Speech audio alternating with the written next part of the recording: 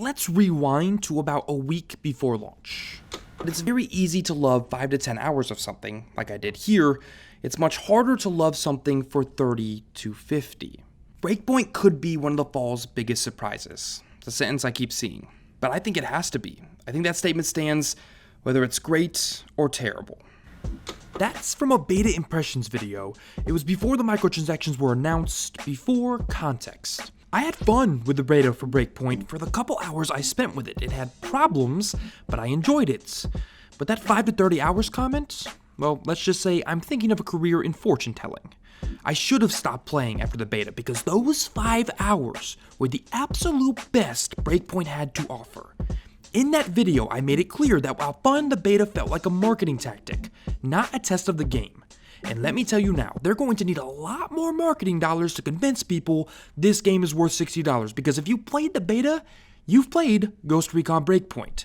As always, footage will be kept to the first half of the game to avoid spoilers, but I think it's best to start with the most pressing issue. I almost couldn't make this video because the game literally would not let me. If I sound more perturbed than usual in this piece, it's because I am. On both PC and console, this game is in a totally unacceptable state, and believe it or not, it got worse from the beta to now. On PC, I almost had to stop playing the game. Like I said, I almost could not cap this footage. This game hard crashed my PC 11 times. Again, that means it forced my PC to shut down, which is very bad for it, by the way, 11 times. The game application crashed 4 times for a total of 15 crashes. In my years of PC gaming, I have never had a game hard crash my PC more than a single time. Ever. I can't even begin to explain to you the poor technical state your game needs to be in to cause that massive of an issue. The frame rate? Yep, same place as the beta. Still god-awful, at times on both PC and console. And when I say awful, I mean the weather effects alone appear to be causing the game issues. So imagine what can happen when you're in the middle of a firefight with, actual enemies. Better yet, the problems from the beta that were more specific aren't just still there, they are again exacerbated. Ran an assessment on our surveillance drones we made to keep us safe. If you can find those reports, it'll, give me an in on how to hack the AI. This happened to me multiple times on both PC and console. The game freezing? Yep, that is still there, and while I disagree with others in that I actually think the facial animation work here is quite good, the character creation system is just grotesque. Something I didn't bother writing about for the beta, but now that I've had to stare at my created character for longer than a few sittings, I'm almost hoping the game turns into a roguelike so I never have to see him again after my next death. And to be clear, these problems are not my PC. The hard crashing has occurred on PS4 as well, and every other problem are the only things cross-platform about this game. And for those wondering, I'm running a 2080 Ti and an i9 Extreme, a top-of-the-line PC. No excuses. Even things like the suppressors not actually working or having any tangible effect on half of the weapons is a carryover problem from the beta. What I find most disgusting about this is something I referenced in that beta video. They didn't seem to care that the game was broken before launch. Or they simply felt the need to push it out for monetary reasons before it was ready. There's no other explanation for the beta a week before the game comes out in the state of both that and the full release. Here I am stuck on a door. Here is a glitch where I can't talk to an NPC because I never vanish even though I'm not in a firefight. And the list goes on and on and on. I could fill a whole video with these problems. But this is a game, so it must get better once you start playing it. Well, it does. But it certainly doesn't try much harder. Can't take it anymore. Tell her. You tell her! In a beta context, Breakpoint is a fun, silly time. A short romp that you enjoy and then get up and forget about for probably the rest of your life. But if you plan on playing for more than 5 hours, prepare to be bored out of your mind. There is fun to be had here, let me be clear, there is fun to be had here, but it is hidden under the most uninspired game that Ubisoft has ever created. I'm not going to tell you that this isn't a real Ghost Recon game and compare it to those releases. That ship sailed with Wildlands, and better yet, that's not really what this game is about. What I am going to tell you is that a game called Ghost Recon should not be the easiest, dumbest, and simplest release of 2019. Let's start with stealth. There's a lot of cool stuff going on here, and some attempts at realism. This stuff that I'm about to show you still stands. Here, this enemy is wearing a mask. Now watch. A headshot from a silenced rifle killed him, but the ding of his metal mask alerted his cohort. Then there's this.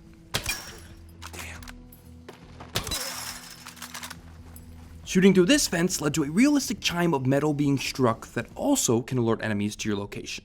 Neat details, but it is totally purposeless given that once the game lets you loose, you're basically a god and stealth almost becomes a waste of time.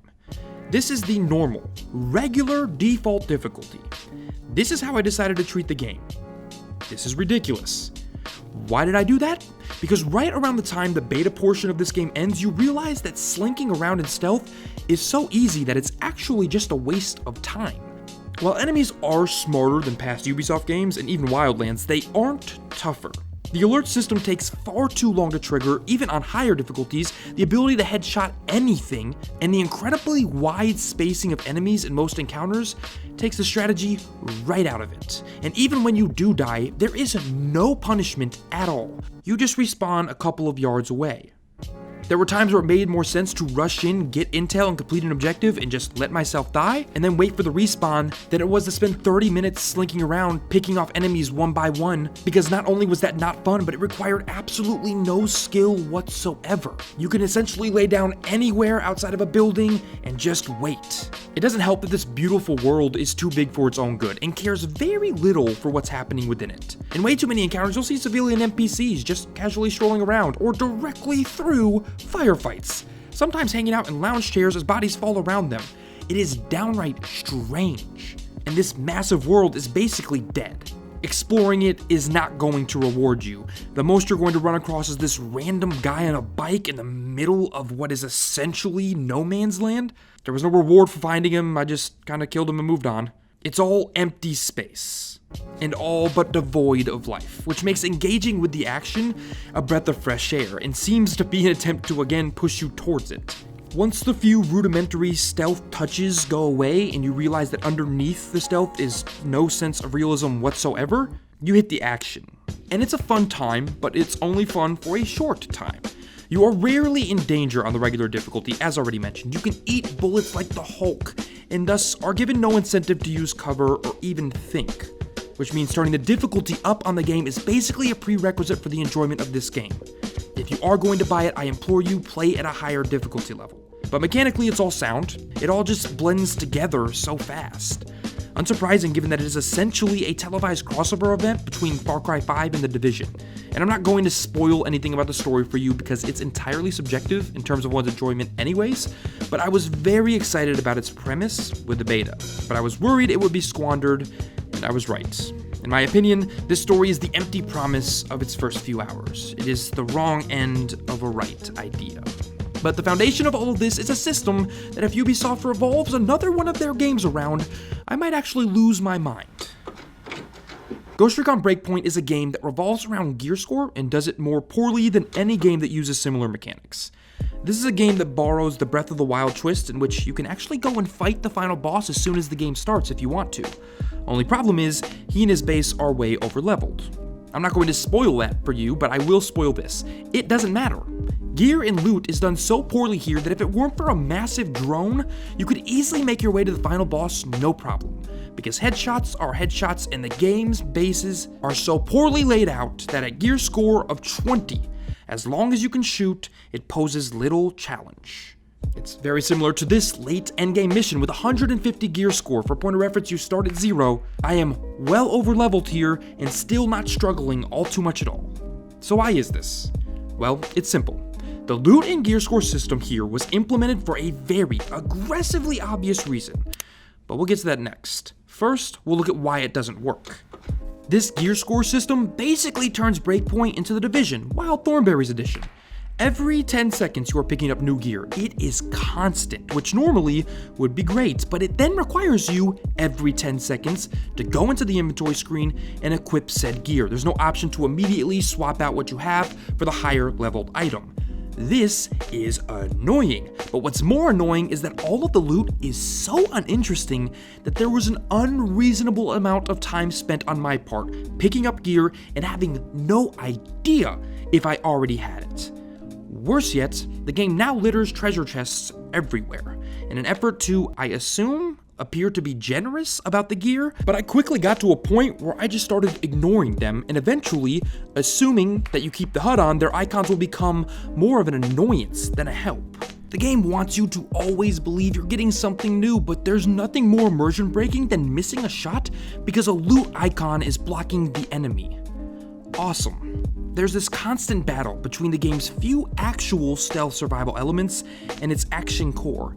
They juxtapose each other in all the wrong ways. And while I do think that the skill and perk tree is actually great and liberating in a time where games love to pigeonhole you in one direction or another, your gear score really undermines a lot of the skills that you'll want to take anyways. Why do I want to do 20% more damage when all of my weapons are just out-leveling themselves every 10 seconds anyways? And better yet, if I'm playing the game in any way at all that's conducive to actually succeeding, I probably don't need to worry about damage anyways. But what I find the most upsetting about having to deal with the gear score for a multitude of hours instead of just a couple is that it never stops feeling totally superfluous and unnecessary. There's never that aha moment where you finally get it and its purpose clicks. The Division, Assassin's Creed, Far Cry, and now Ghost Recon are all turning into the exact same game, and I cannot figure out why. Because there's one thing that Ghost Recon Breakpoint does better than anyone else, and it's the real foundation of these decisions. Breakpoint's crowning achievement has to be microtransactions. I mean, brava. The amount of sheer testosterone you need to turn your game into a give me money simulator in 2019 is beyond impressive. Bad news for gamers though, it's also unbelievably off-putting. This is the only reason the gear score and loot systems exist within this game. I assure you, it is an excuse, an incentive to push you towards making one of over 100 in-game purchases. You heard that right. Over 100 in-game purchases at launch. Want to know what's on sale? Well, you have weapon blueprints, you have helicopters. Yeah, for context, that helicopter would cost you almost 20 real-world dollars. You have weapon parts, which literally do nothing but upgrade a single weapon. That's right, it's a consumable microtransaction. You have scout credits, which are the actual in-game currency. You have clothes, you have weapon paint. I could go on, and I'd say I think you get the idea, but you really don't.